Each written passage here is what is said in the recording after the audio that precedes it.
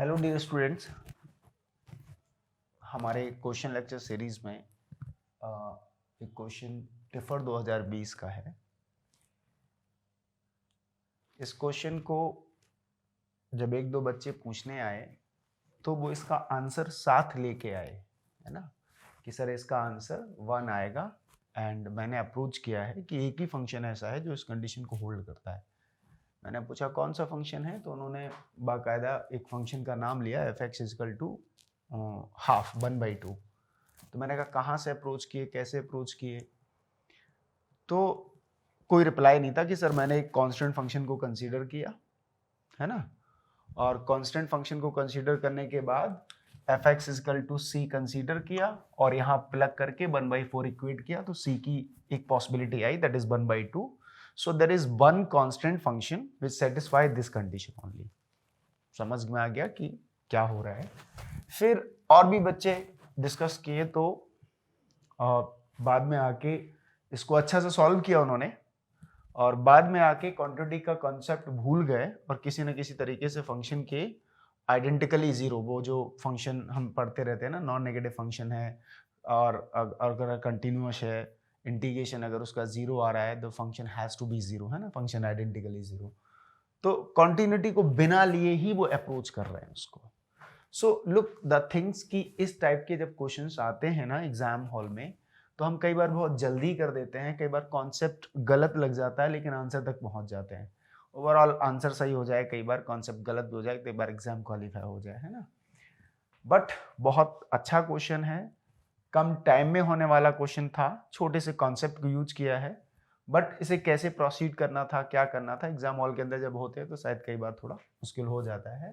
So look the proper solution इसका कि कैसे हम इसको अप्रोच कर सकते हैं। जब हमने इस फंक्शन को लिखा तो हमें बेसिकली दो चीज़ों को दिमाग में बहुत अच्छे से रखना है कि फंक्शन को इन्होंने कॉन्टिन्यूअस दिया है, और अगर हम देख पाए यहाँ पर तो आर नहीं, इन्होंने क्लोज इंटरवल 0-1 पर फंक्शन को कॉन्टिन्यूअस लिया है। I am sorry for that, 0-1 पर लिया है और 0-1 पे ही फंक्शन को इंटीग्रेट किया है, और इंटीग्रेशन जो भी इस फंक्शन का लिया है F x into 1 minus of F x d x 1/4 लिया है। तो सबसे पहले तो हमें बेसिकली दो चीजें ये पता होनी चाहिए कि अगर function small f is continuous है ऑन क्लोज इंटरवल 0-1 पर, तो इसका एफ एक्स यानी 1 minus f x also continuous होगा, ठीक है ना, क्योंकि ये भी कांस्टेंट फंक्शन कॉन्टिन्यूअस, ये कॉन्टिन्यूअस, तो इनका डिफरेंस कॉन्टिन्यूअस, और उसके बाद प्रोडक्ट भी कॉन्टिन्यूअस आ जाएगा। तो ओवरऑल हमें जो पता होना चाहिए वो ये कि F x into 1 minus f x जो आएगा इस कॉन्टिन्यूअस फंक्शन आएगा ऑन क्लोज इंटरवल 0-1 पर। Getting the point? तो ये चीज मुझे पता है कि ये फंक्शन हमारा ओवरऑल कॉन्टिन्यूअस फंक्शन होगा जो क्लोज इंटरवल 0-1 सेम डोमेन के साथ है। अब आगे आते हैं कि दिया क्या है।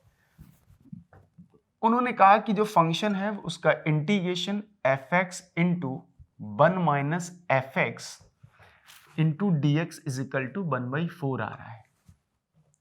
इस क्वेश्चन को जब मैंने देखा था ना, तो मेरे दिमाग में दो ही कॉन्सेप्ट दौड़ रहे थे कि शायद मैं अप्रोच करते वक्त दो कॉन्सेप्ट की तरफ बढ़ पाऊं। एक ये कि if any function which is continuous on close interval a b then it is Riemann integrable, and for Riemann integration के लिए और कंटिन्यूटी के साथ हमको पता है कि किसी भी फंक्शन का integration a to b f x d x is equal to always k times of b minus a आएगा। लिटरली मैं बता रहा हूं, जो मेरे दिमाग में क्वेश्चन देख कर ही आया था कि शायद यहां से हम अप्रोच कर पाए, या दूसरा एफ एक्स और एफ एक्स को अंदर मल्टीप्लाई करने से एफ स्क्वायर एक्स दिख रहा था।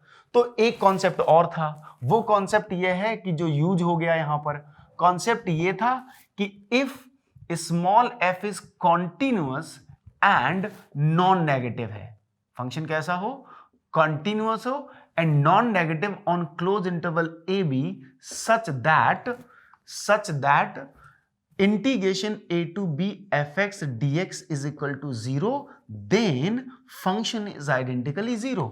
और ऑब्वियस होना भी चाहिए, function continuous on close a b means there is no break in the graph, कोई ग्राफ में ब्रेक नहीं है, कॉन्टिन्यूअस है मैप, है ना, और फंक्शन का इंटीग्रेशन भी 0 है।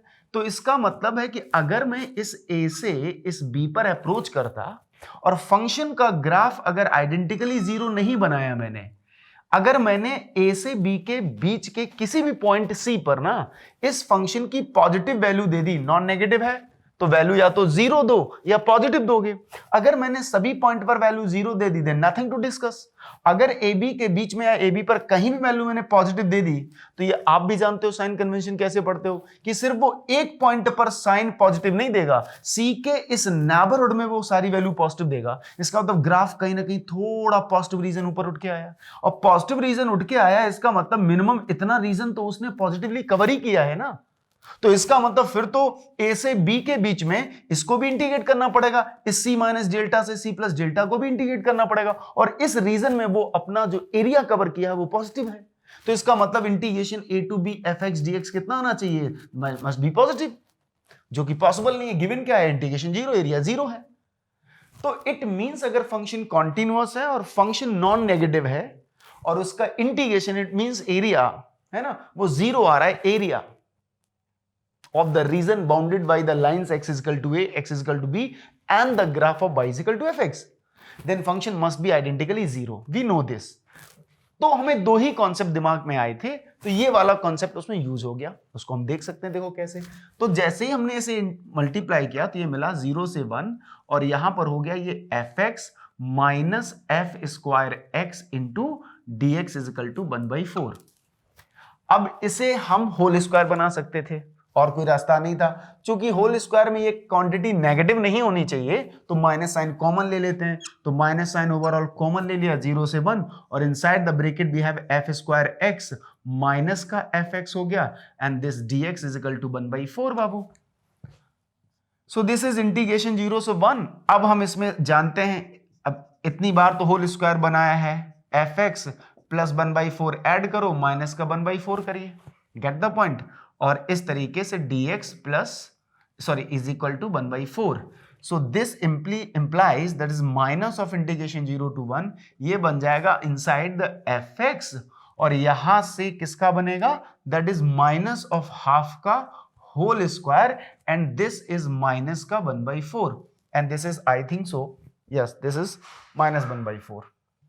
गेट द पॉइंट, हम प्लस 1/4 लिए हैं, तो this is minus 1/4। So this is minus 1/4 into dx is equal to 1/4। हमने क्या किया, अलग अलग कर लिया, minus integration 0 to 1, and this is fx minus half whole square, and the minus minus plus, this is plus integration 0 to 1, 1/4 into dx is equal to 1/4। 1/4 का integration between the limit of integrand 0 1 आता है 1/4। So this one and this one going to be cancel out. So what's we have the next, that is minus sign, फिर 0 के साथ positive में convert हो जाएगा। So this is 0 to 1, and this is f x minus half का जो भी आया है वो whole square, and the dx is equal to 0. f is continuous, constant function half is continuous, so their difference is continuous, so their product means square is continuous. So complete अगर देखा जाए तो fx minus half whole square is continuous and non-negative है, क्योंकि square है तो negative quantity तो कभी हो ही नहीं सकती है x belongs to 0 1 के लिए।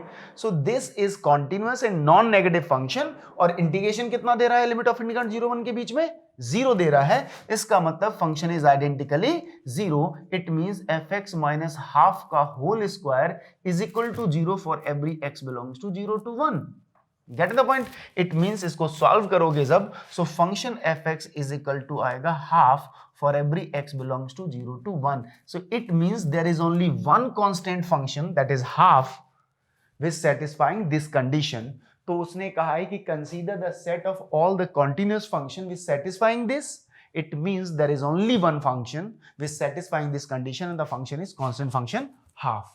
So the answer is only 1. So that's a proper. और ऐसा नहीं है कि आप एक ही बार में क्वेश्चन पर अप्रोच कर जाते हैं, आप जीनियस हो गए हैं, ऐसा नहीं है। आपके पास कुछ नंबर ऑफ रिजल्ट्स होते हैं, आपने लिस्ट कर रखे होते हैं, तो जब आप एग्जाम हॉल में होते हैं, प्रैक्टिस किए हुए होते हैं कुछ नंबर ऑफ क्वेश्चंस पर, तो आपको कहीं ना कहीं थोड़ा आइडिया हो जाता है। तो आइडिया ये लगना चाहिए कि हम अपने उस नेबरहुड तक पहुंच चुके हैं सोल्यूशन के अप्रोच में, कि हम इनमें से किसी एक अप्रोच पर जाएंगे तो शायद आंसर आ सकता है। तो हो सकता है कई बार एग्जाम हॉल में बैठे होते हैं ना, तो अप्रोचेज थोड़ा गलत चली जाती है, ठीक है, जाने दीजिए, कोई दिक्कत नहीं है, वापस आइएगा, है ना। तो मैंने भी कहा ना कि जैसे इस क्वेश्चन को पहली बार तब देखा था आया, बच्चों ने जैसे जैसे इसको पूछना स्टार्ट किया, तो मतलब मेरे दिमाग में भी आया कि शायद मैं उससे जा सकता हूं, शायद अप्रोच हो। जैसे मैंने पीछे एक क्वेश्चन किया था, 2020 का ही था, उसमें मैंने बीएन की लिमिट निकालने पे ज्यादा पहले फोकस कर दिया। एन क्या दे रखा है हमें पता ही नहीं था। हो सकता है बीएन की लिमिट निकालने में मुझे एन के टर्म्स की जरूरत पड़े, या मुझे एन की लिमिट की जरूरत पड़े, या एन की किसी और चीज की जरूरत पड़े। तो जिस पर डिपेंडेंसी है जिस तरीके से, उसी हिसाब से अप्रोच करिए, and that is the proper and the valid proof है कि आप इसके थ्रू कहीं भी जा सकते हैं, किसी से भी आप डिस्कस कर सकते हैं। So thank you so much.